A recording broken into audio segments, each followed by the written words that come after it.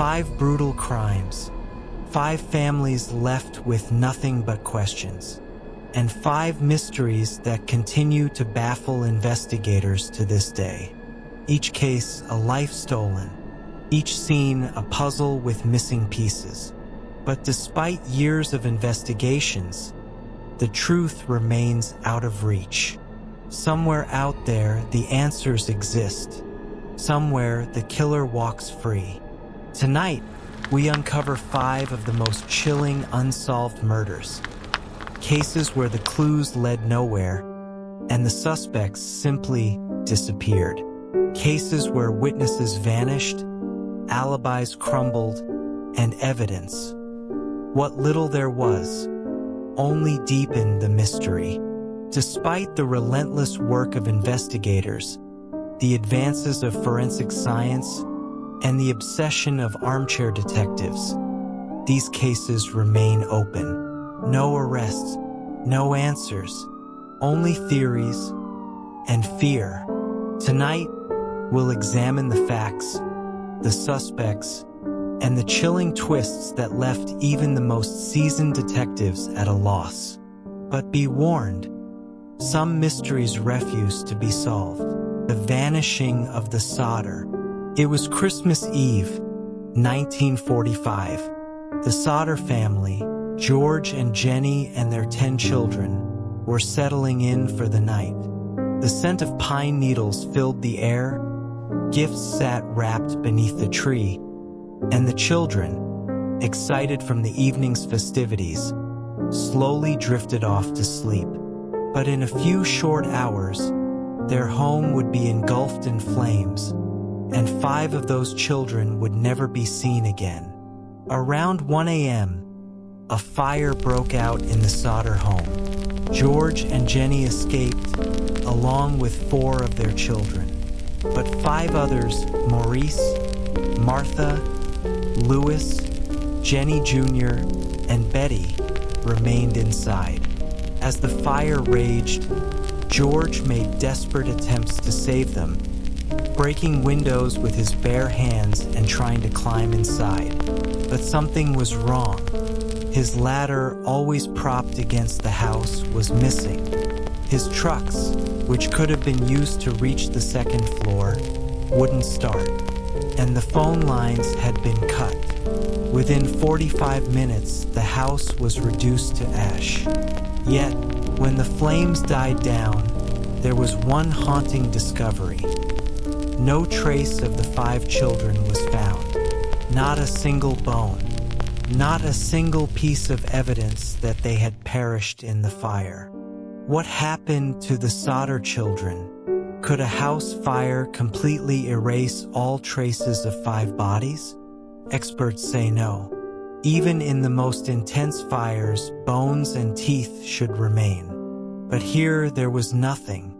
Investigators brushed it off as an unfortunate tragedy. But soon, unsettling details emerged. Details that suggested something much darker.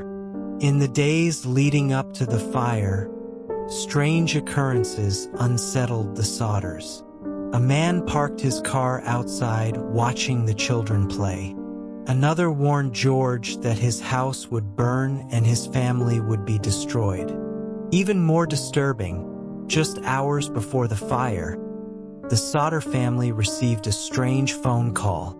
A woman with an unfamiliar voice asked for a name that didn't live there, then laughed eerily before hanging up. Was this a random prank? Or was it a warning? Then came the witnesses. Several people claimed to have seen the missing children alive. A woman working at a tourist stop claimed she served breakfast to a group of children the morning after the fire, accompanied by 2 men of Italian descent.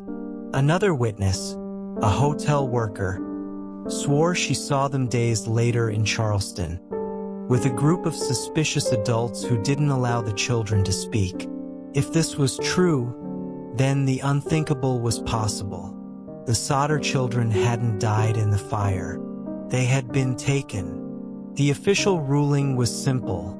The fire was an accident, and the children had perished in the flames. But George and Jenny refused to accept this. They sought experts who confirmed their worst fears. The fire alone couldn't have incinerated 5 bodies completely. The case, they believed, had been covered up. But why? And by whom? Further inspection of the crime scene revealed that the home's wiring, initially blamed for the fire, was intact. This wasn't an electrical fire.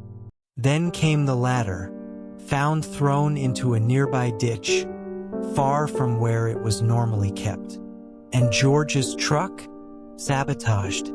Someone had cut the Sodder family's phone line and ensured that their means of escape were useless. This wasn't an accident. It was arson. But if that were true, why? Then, in 1968, over 2 decades after the fire, a letter arrived at the Sodder home. Inside was a photograph of a young man in his 20s. On the back, written in shaky handwriting, were the words, "Louis Sodder, I love brother Frankie, ill boys, a 90132 or 35. The resemblance to their missing son Louis was unmistakable. But who had sent it? And why? Was this proof that the Sodder children had survived? So where were they? And why had they been taken?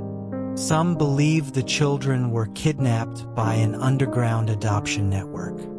Others speculate the mafia was involved. George Sodder had been outspoken against Mussolini, and some think his past had caught up with him. But no answers ever came. The Sodders hired private investigators, posted billboards, and never stopped searching. Yet, as time passed, hope faded. George Sodder died in 1969, Jenny in 1989, both without knowing what happened to their children. To this day, no human remains have ever been found at the Sodder home. The case remains unsolved. No arrests, no suspects, only a single, haunting question. What really happened to the Sodder children? The murder of the boy in the box. February 25th, 1957. A grim discovery in the Fox Chase neighborhood of Philadelphia would unearth one of the most haunting mysteries in American history. Inside a plain cardboard box lay the lifeless body of a young boy, his frail frame wrapped in a tattered blanket, his small face frozen in an expression of suffering. To this day, no one knows who he was, where he came from, or why no one ever claimed him. He would become known only as the boy in the box. Fox Chase, Philadelphia, a place known for its peaceful, suburban charm. But on that cold February day in 1957, a terrible secret was unearthed. A college student, scavenging for rabbits, stumbled upon a discarded J.C. Penney bassinet box, partially hidden in the underbrush. Inside, he found the frail body of a young boy, no older than 6, malnourished, bruised, his hair freshly cut, as if someone had tried to conceal his identity before abandoning him in the cold. Who was this child? Why had no one reported him missing? And perhaps the most chilling question of all, who was responsible for his tragic fate? Investigators determined that the boy was between 4 and 6 years old. His body showed signs of prolonged abuse, deep bruises, surgical scars, and clear indications of malnutrition. His hair had been crudely cut, possibly post-mortem. His fingernails were clean, his skin scrubbed. Someone had taken deliberate steps to either care for him or to erase evidence. Despite his tragic state, there was no blood, no signs of struggle. Investigators speculated he had either been placed in the box after death or abandoned alive, left to freeze in the harsh Pennsylvania winter. Yet, despite these details, no one came forward to claim him. No missing child reports matched his description. He was a ghost, a child without a past. Authorities launched an exhaustive investigation, distributing thousands of flyers with the boy's image. The case dominated local newspapers, but weeks passed, then months with no solid leads. Theories began to emerge. Some speculated that he was an orphan, a child of the foster system who had slipped through the cracks. Others suggested something far more sinister, a victim of human trafficking, discarded when he was no longer needed. Then, years later, a woman known as M came forward with a chilling claim. She said the boy was named Jonathan and had been sold to her abusive mother. According to M, he suffered unimaginable torment before being killed in a fit of rage.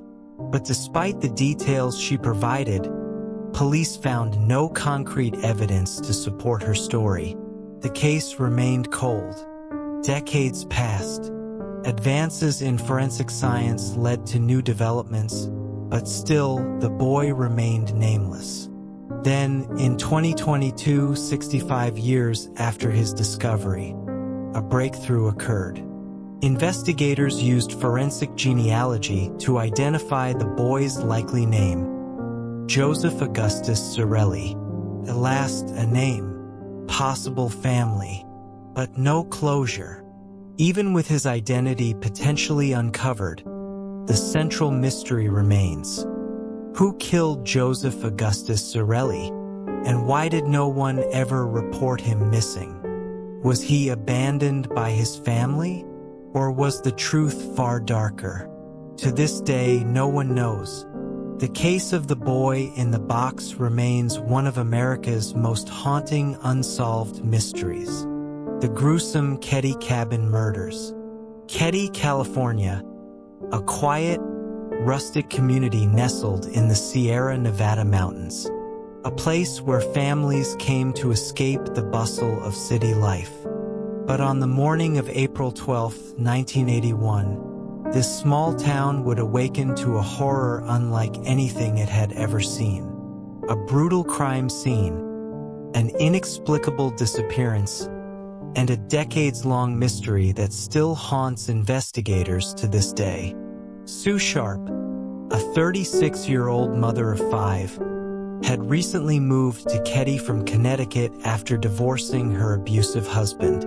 Seeking a fresh start, she rented Cabin 28 in the Keddie Resort, a modest wooden house with peeling paint and a front porch overlooking the woods. She lived there with her children, John, 15, Sheila, 14, Tina, 12, Rick, 10, and Greg, 5. That weekend, her son John had a friend over, Dana Wingate, a 17-year-old local teen. They had plans for a fun, uneventful evening. No one could have imagined that by morning, 3 people in that cabin would be dead, and 1 would be missing. The next morning, around 7:45 a.m., a neighbor's child walked into Cabin 28, expecting to find his friends. Instead, he found a nightmare. The living room was a scene of unimaginable horror. The bodies of Sue Sharp, her 15-year-old son John, and his best friend Dana were bound with electrical cords and medical tape. Their hands were tied. Their mouths were gagged. They had been beaten, stabbed, and strangled. Blood had seeped into the carpet, the walls, even the ceiling. The only sound was the eerie stillness that followed such a brutal act. But there was something even more chilling. One person was missing: Sue's 12-year-old daughter, Tina. Unlike the others, her body was nowhere to be found. Investigators initially held on to hope. Maybe she had escaped. Maybe she had run for help. But the truth was far more sinister. The brutality of the attack suggested the killer or killers had deep rage. A bent knife, a hammer, and a second, larger knife found at the scene indicated overkill. The victims hadn't just been murdered, they had been tortured. Yet there was no sign of forced entry. No doors broken. No windows shattered. This wasn't a random attack. The evidence suggested that whoever did this knew their victims. With no sign of Tina and no clear motive, the case took a disturbing turn. Where was the 12-year-old girl? And why had the killers taken her, but left the others behind? The Keddie murders baffled authorities from the start. But what should have been a straightforward homicide investigation quickly spiraled into a web of missteps, corruption, and chilling possibilities. Evidence was mishandled. Key suspects were ignored. And then there was the cover-up. Witnesses reported seeing two men near cabin 28 the night of the murders. One was described as having a mustache and wearing glasses. The other was tall with dark hair. Suspiciously, police failed to follow up on these leads. Even more alarming, some of the most critical evidence, the tape used to bind the victims and DNA from the scene, was lost before it could be properly tested. Lost or deliberately destroyed. In 1984, 3 years after the murders, an anonymous call came into the sheriff's office.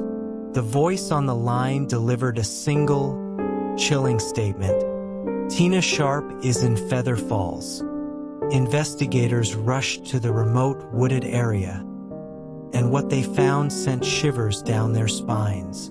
Tina's skull, along with a few fragments of her bones, were discovered 50 miles away from Keddie.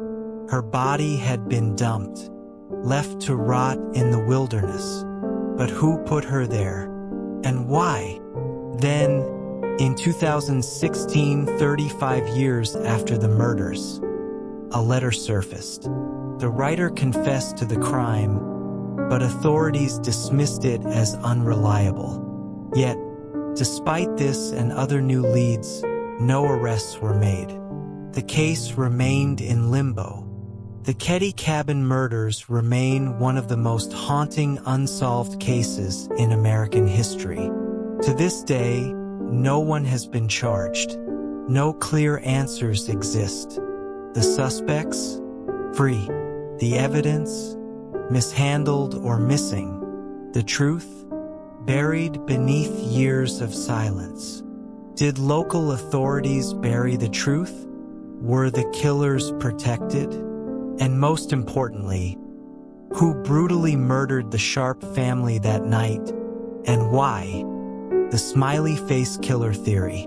Since the late 1990s, a disturbing pattern has emerged across the United States.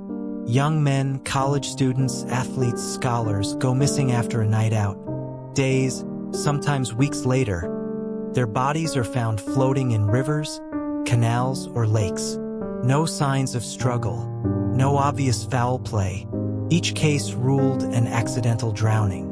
But a small group of investigators believe these deaths are not accidents. They believe something far more sinister is at play. They call it the Smiley Face Killer Theory, a chilling hypothesis that suggests a network of killers is systematically targeting young men across multiple states. And the only clue? A single piece of graffiti left behind near the crime scenes, a smiley face. The victims all share eerie similarities. They are college-aged men, usually between 18 and 25. Athletic, popular, and well-liked. A last seen leaving a party or bar late at night. Found drowned in nearby rivers or lakes, often with no clear injuries or trauma. At first glance, these deaths seem unrelated. But when investigators began mapping out the locations, a disturbing pattern emerged. In nearly all of these cases, A smiley face was discovered spray-painted somewhere near where the bodies were found. Was it a coincidence? Or a calling card left behind by the killers? Even more unsettling, toxicology reports from several victims revealed suspicious substances in their systems, often GHB, a common date rape drug. But how did it get there? Could these men have been drugged, kidnapped, and drowned against their will? Not everyone believes these deaths are accidents. A team of retired NYPD detectives, led by Kevin Gannon and Anthony Duarte, began investigating these cases on their own. What they uncovered was alarming. They believed the drownings were not random, but the work of a highly organized group, possibly a secret society or a network of serial killers operating across state lines. Kevin Gannon said, "This is a murder conspiracy. These young men are being targeted, abducted, and disposed of. We have multiple crime scenes with the same MO, and yet law enforcement refuses to connect the dots." But authorities dismissed the theory. The FBI reviewed the cases and found no definitive evidence linking them together. Officials argue that alcohol, cold temperatures, and dark, unfamiliar surroundings led to tragic, accidental drownings. Despite this, many families refuse to accept the accidental drowning explanations. Parents, siblings, and friends of the victims have spent years demanding deeper investigations. And in some cases, new evidence has surfaced. But is it enough to prove a serial killer or group of killers actually exists? To this day, no arrests have been made, no suspect has ever been charged, and no solid link between these cases has ever been confirmed.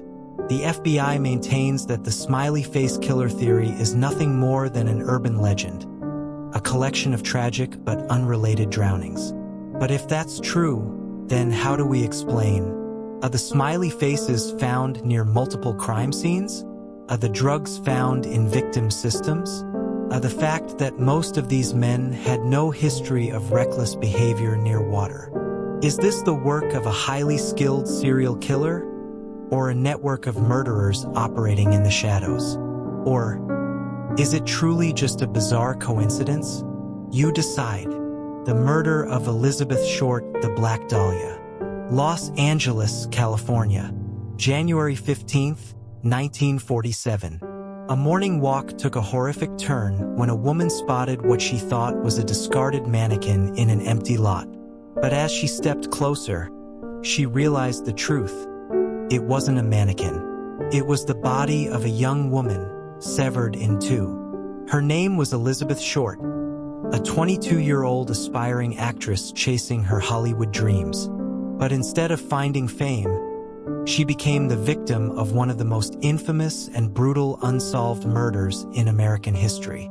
She would forever be known as the Black Dahlia. The brutality of the crime stunned even the most hardened detectives.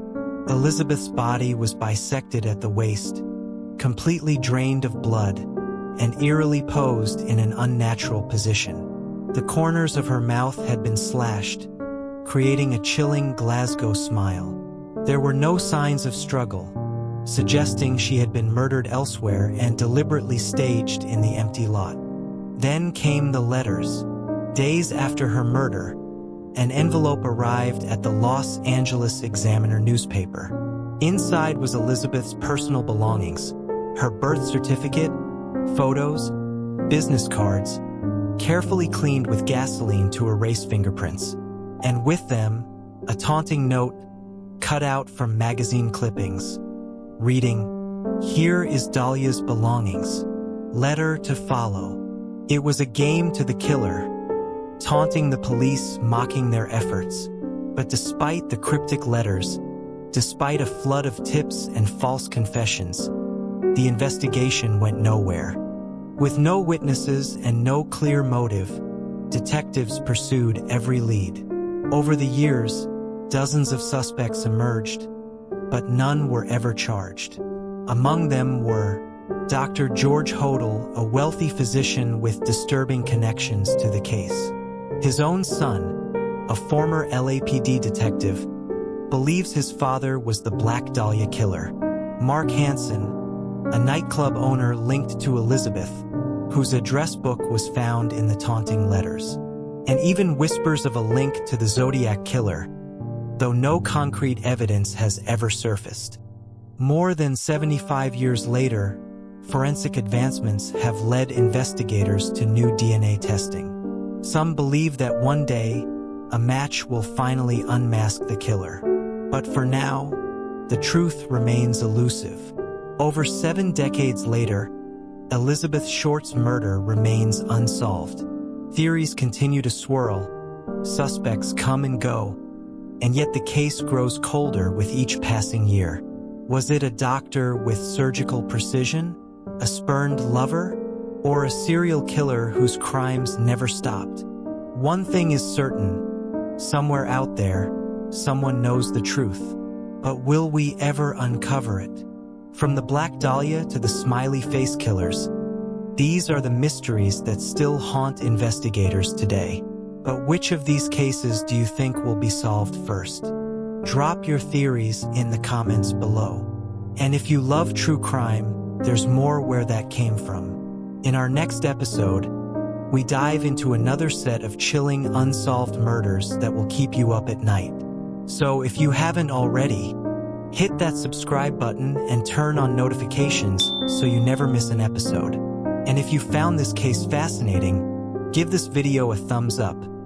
It helps more true crime lovers find our content. Until next time, stay safe out there.